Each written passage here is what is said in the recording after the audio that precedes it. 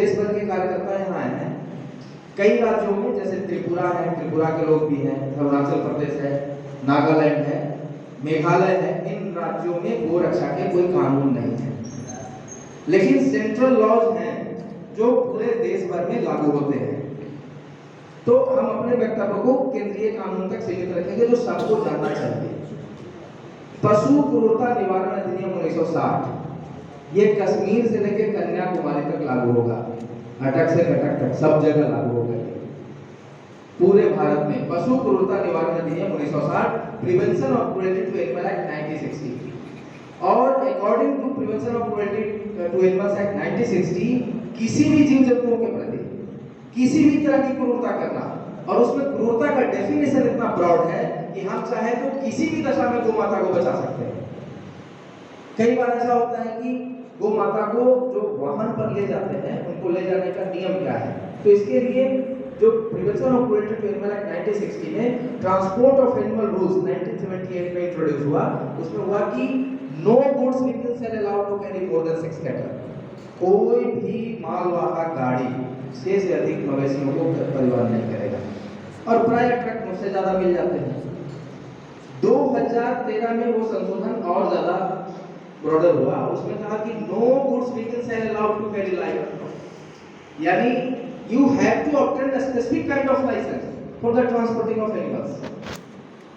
तो सारी गाड़ियों में, यानी आप 110% गाड़ियां जिसमें गायों को ले जाया जाता है उनके पास स्पेसिफिक लाइसेंस नहीं होता है लाइव स्टॉक के लिए, तो हम चाहे तो रोक सकते हैं। अगर समाधान हो जाए कि एक भी गाय अगर कसाई को जा रही है तो हम रोक लेंगे। इवन पैर से चला के ले जाते हैं तो उसके लिए भी transport of animals on foot rule 2001 कि पैर पर चलाने का क्या प्रावधान है। कई बार कसाई पैर पे चला के ले जाता है, पुलिस वाला बोलता है इसको कैसे पकड़ेंगे, इसने तो कोई क्रूरता नहीं किया, पैदल चला के ले जा रहा है। तो उसमें है कि सूर्यास्त सूर्योदय के पूर्व और सूर्यास्त के बाद गाय को चला नहीं सकते, प्राय तस्करी रात में होती है। फिर उसके बाद हम टेक्निकली डील कर सकते हैं कि इसने गायों को मारते पीटते ले जा रहा था, ये एलिगेशन आएगा, क्रूरता में दर्ज हो जाएगा। तो इस तरह से हम गोवंशों को बचा सकते हैं। कुछ सर्टेन प्रोविजंस हैं आईपीसी में, जैसे सेक्शन 429। तो सेक्शन 429 428 है कि 50 रुपया से अधिक मूल्य के किसी भी मवेशियों के साथ तो गौ माता शामिल है उसमें। अगर कोई किसी तरह का व्यवहार करता है जिससे मूल्य में उनकी कमी आए तो 428 लागू होगा।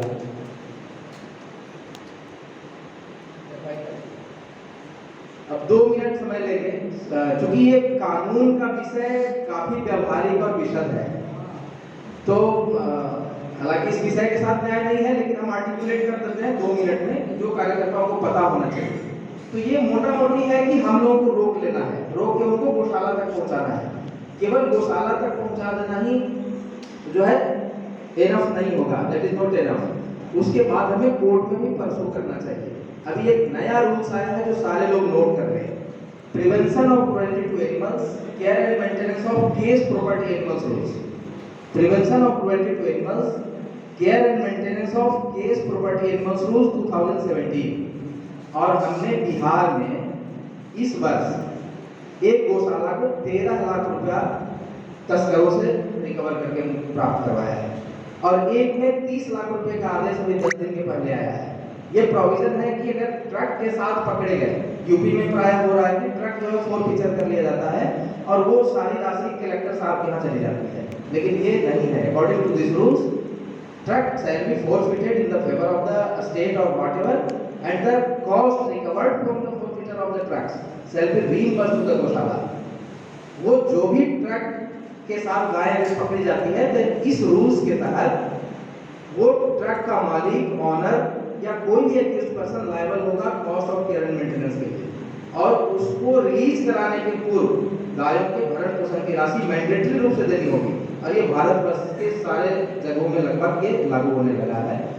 ढेर सारे इसमें जजमेंट्स भी हैं, समय की कमी है, इसलिए केवल इस रूल्स को केवल अगर हम ध्यान में रखेंगे तो प्राय जो है गौशालाओं को काफी मदद मिलेगी, क्योंकि गौशालाओं को इसी की समस्या होती है चारा पाने की। तो हम ट्रक वाले से रिकवर करके गौशाला को बहुत बढ़िया सहायता उपलब्ध करा सकते हैं। धन्यवाद।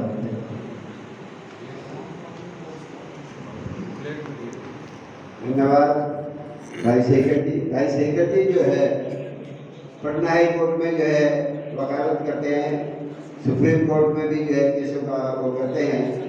तो भाई लाल बहादुर जी हैं, सुरेंद्र जी हैं और काफ़ी साथी वकील हैं। तो आपस में बैठ के कम्युनिकेशन करके जो है हम किस प्रकार गौवंश को बचा सकते हैं, गौवंश बचाए हुए को गौशाला भेजते हैं और गौशाला को किस प्रकार पैसे दिलवा सकते हैं, वो बहुत अनिवार्य है। क्योंकि अगर हम गौशालाओं को पैसे दिलवाना शुरू करेंगे तो गौशाला वाले आपकी इज्जत करेंगे, कहेंगे भाई ये गाय छोड़ के गए थे 20 हमारे यहाँ और उन्होंने 10 लाख रुपए दिलवाए, बहुत अच्छा आदमी है, इसकी बात सुनो जाए। अब हम क्या करते हैं, केवल गौ पकड़ के गाय पकड़ के गौशाला छोड़ाते हैं तो गौशाला वाला सोचता है कि भाई पैसा तो दिलवाते नहीं है, जो है ये हमें और खर्चा दे के चला गया है। तो इस तरह जो है जो आधुनिक जितनी बातें हैं उनका समन्वय करते हुए जो है आज जो है मतलब एक टू हैंड फाइट का मामला नहीं है ये जो है सब। हम तकनीकी रूप से, कानूनी रूप से किस तरह गौ तस्करों से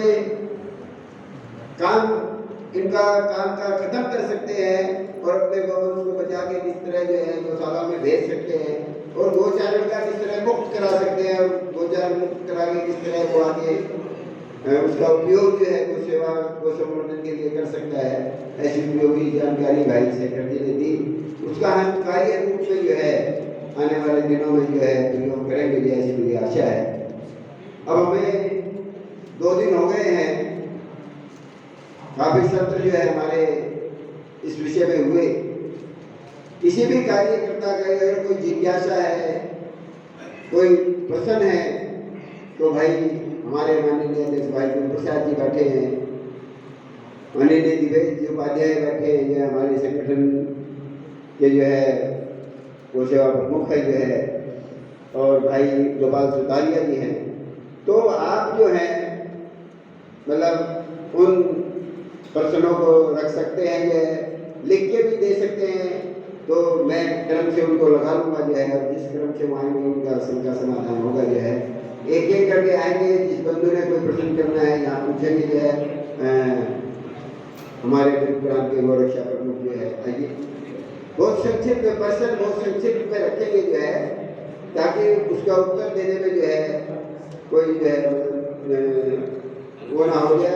अपनी बात भी करनी है, कोई आपके मन में जिज्ञासा है कि भाई इसका क्या समाधान है, आपने अपनी हिस्ट्री नहीं बतानी है कि मैंने ये किया है, मैंने वो किया है, हम ये कर सकते हैं, वो कर सकते हैं, ऐसा कुछ नहीं।